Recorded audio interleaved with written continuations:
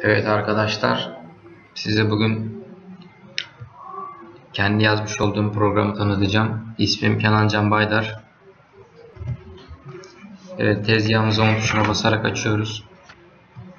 Ve önceden yazmış olduğum program sayfasını burada edit modunu alıp programımızı böyle kontrol ediyoruz. Şu an programımızda hata gözükmüyor ve tezgahımızı referansa gönderiyoruz. Makine ayarlarından takım hızı pozisyonlardan hepsini sıfırlamış bulunmaktayım. Buradan parçalarımızı işleyecek katallerimizi seçiyoruz. Ve biz takımlarımızı seçtik. Öncelikle takımlarımız burada. Offset sayfasından ilk önce parçayı sıfırladık. Ondan sonra tekrar offset sayfasından bu sefer diğer kalemlerimizi sıfırlamış bulunmaktayız. Hepsini sıfırladık ve memory tuşunu alarak parçamızı işlemeye başlayabiliriz. Hepsini sıfırlamış bulunmaktayız. Şimdi memory tuşunu aldık ve start'a basıyoruz. İlk önce matkabımız geliyor. İşlemi gerçekleştiriyoruz. Programdan da buradan vereceğiz.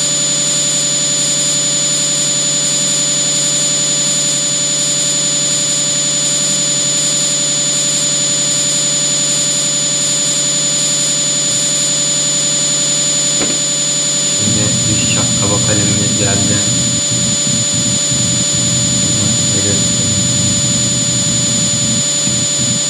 Buradan da parçamızı bu şekilde işliyoruz.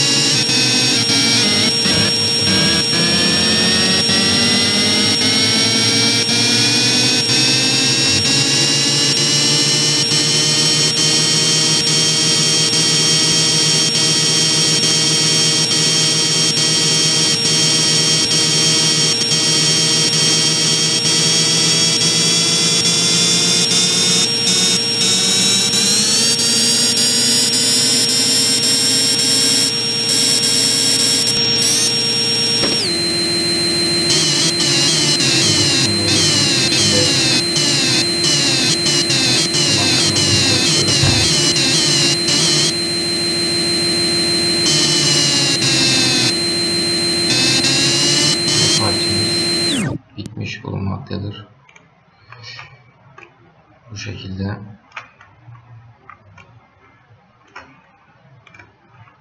Parçamızın yarısını görebiliyoruz. Beni dinlediğiniz için teşekkür ederim.